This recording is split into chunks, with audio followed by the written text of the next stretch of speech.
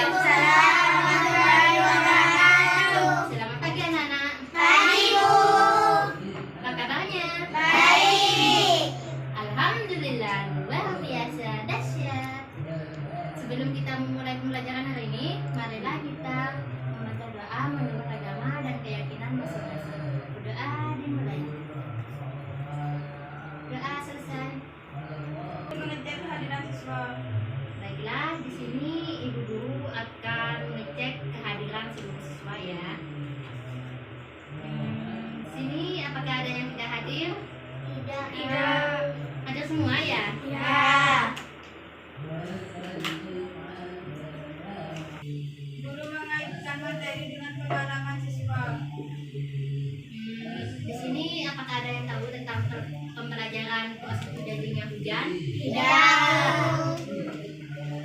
Jelaskan materi proses terjadinya peristiwa alam pada saat musim penghujan mengakibatkan dengan kehidupan secara nyata. Baiklah, di sini Ibu Guru akan menjelaskan materi proses terjadinya hujan.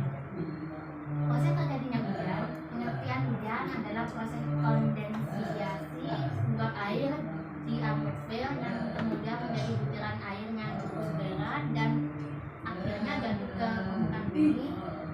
Dua bentuk air hujan. Air hujan sering digambarkan sebagai bentuk lonjong lebar di bawah dan menciut di atas, tetapi tidakkah tepat.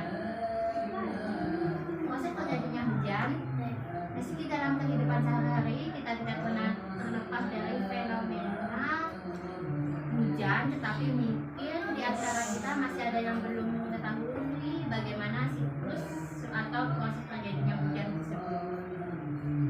Jenis-jenis hujan berdasarkan proses terjadinya. Hujan siklonal yaitu hujan yang terjadi karena udara panas yang naik disertai dengan angin berputar.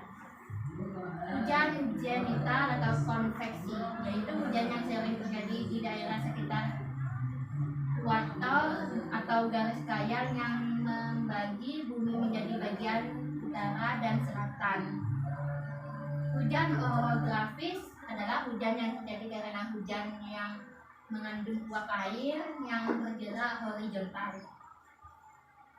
Hujan frontal, hujan yang terjadi apabila pada masa udara yang dingin bertemu dengan masa udara yang panas. Hujan muson atau musiman, hujan yang terjadi karena angin musim atau angin muson. Menyebabkan terjadinya angin muson adalah karena adanya pergerakan semu tahunan matahari antara garis balik utara dan garis balik selatan. Hujan buatan merupakan bentuk usaha manusia untuk meningkatkan curah hujan. Berdasarkan ukuran butirannya, hujan gerimis, hujan salju, hujan batu es, hujan deras, hujan asam. Berdasarkan curah hujan, definisi BMKG, hujan sedang 20-50 mm per hari, hujan lebat 50-100 mm per hari, hujan sangat lebat di atas 100 mm per hari. Ini adalah contoh-contoh hujan. Ini juga adalah contoh-contoh hujan. Faktor curah hujan di Indonesia terletak di daerah tropis, banyak pegunungan yang tinggi, terletak di antara dua samudra Hindia dan Pasifik, diembus angin muson barat topografi. Mengukur curah hujan dapat diukur dengan menggunakan alat fluviograf atau ombrometer. Jenis pengukuran lain adalah pengukuran sepatu yang populer, pengukuran termurah dan paling rentan. Macam-macam alat pengukur hujan. Alat pengukur hujan, ombrometer.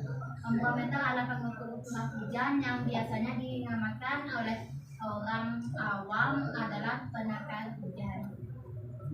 Fluviograf adalah alat yang mengukur besarnya curah hujan. Ini pengukuran hujan sepatu seperti ini contohnya. Marilah kita menyimak video tayangan berikut ini.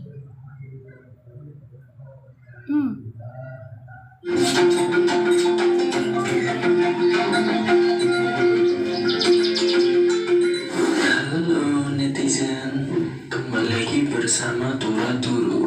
Di sini Tura Turu akan menjelaskan gimana sih proses hujan terjadi. Tapi sebelumnya jangan lupa subscribe channel kita ya, supaya channel ini dapat berkembang. Hujan adalah sebuah presitipasi yang berwujud cairan, berbeda dengan presitipasi non-cair seperti salju dan batu es. Hujan memerlukan keberadaan lapisan atmosfer tebal agar dapat menemui suhu di atas titik meleleh dan juga berasal di atas permukaan bumi. Terus bagaimanakah proses terjadinya hujan dari awal hingga akan turun hujan? Yang pertama, air menguap karena panas matahari. Matahari adalah sumber energi yang telah menerangi permukaan bumi. Efek panas matahari juga menjadi awal mula terjadinya hujan tersebut. Panas matahari dapat menyebabkan air lalu menguap ke udara, baik itu dari laut, sungai, atau air danau, serta juga air dari kandungan makhluk hidup lainnya. Yang kedua, uap air menjadi padat dan terbentuklah awan. Udara memegang peranan penting dalam proses kondensasi, yaitu pemadatan uap air dan kemudian akan menjadi sebuah embun. Embun terbentuk dari titik-titik air kecil sehingga suhu udara semakin tinggi dan akan membuatnya memadat dan jadi besar karena hembusan angin. Adanya hembusan angin kemudian dapat membuat awan yang sudah terbentuk bergerak ke tempat lain. Kumpulan awan-awan kecil kemudian akan menyatu sehingga terbentuklah sebuah awan yang lebih besar. Setelah awan besar bergerak ke langit maupun tempat dengan suhu lebih rendah dan warnanya menjadi semakin kelabu, proses selanjutnya yaitu hujan pun turun. Setelah air menjadi semakin berat, akibatnya titik-titik air yang tidak terbendung lagi dan juga akan membuat butiran-butiran air jatuh ke permukaan bumi. Dari sinilah proses terjadinya hujan yang akan berlangsung di mana air hujan akan membasahi daerah sekitarnya. Oke loh, demikian proses tahapan terjadinya hujan. Semoga informasi ini dapat. Itulah tadi video terjadinya proses hujan. Siswa menjadi beberapa kelompok. Baiklah anak-anak, tadi kalian sudah menyaksikan video tayangan pembelajaran hari ini ya. Sekarang ibu guru akan membagi kalian beberapa kelompok. Setiap kelompok memiliki 2 orang anggota kelompok. Ini kelompok pertama ya. Kelompok kedua, kelompok ketiga, kelompok keempat.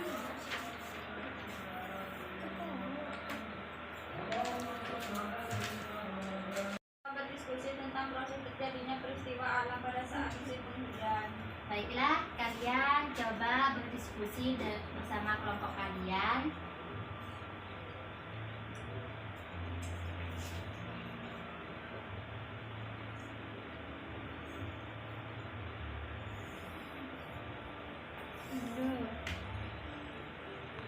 Guru memberikan arahan mengenai tugas kelompok. Apakah kalian sudah mengerti atau tidak? Tidak. Tidak. Yang mana yang tidak mengerti? Ayo, siapa? Pre-memori. Perwakilan setiap kelompok untuk menyimpulkan hasil diskusi di depan kelas dan kelompok lain menanggapi hasil diskusi yang disampaikan oleh temannya. Baiklah. Di sini ibu ingin meminta satu perwakilan dari kelompok untuk maju ke depan untuk mempresentasikan hasil diskusinya.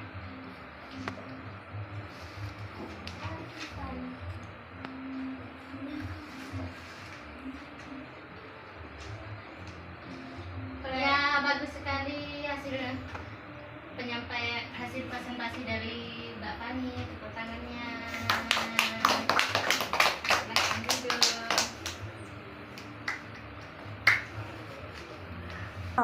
Guru satu siswa untuk menceritakan proses terjadinya peristiwa alam pada saat musim penghujan.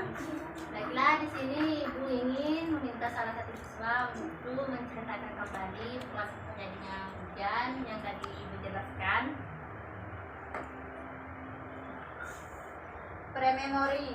Ya, bagus sekali atas cerita yang diberikan oleh Mbak Reva. Tepuk tangannya.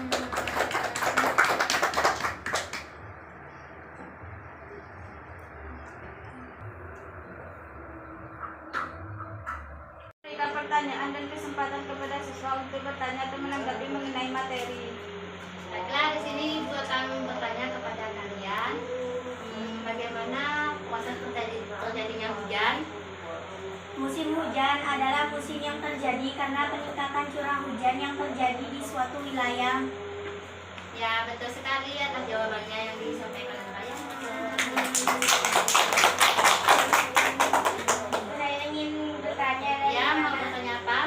dari mana asal air pada peristiwa terjadinya hujan? Berasalnya dari air hujan, berasal dari air lautan dan air daratan. Guru membantu siswa untuk menyimpulkan materi pembelajaran hari ini. Ibu ingin kalian menyimpulkan materi untuk pembelajaran hari ini. Silakan.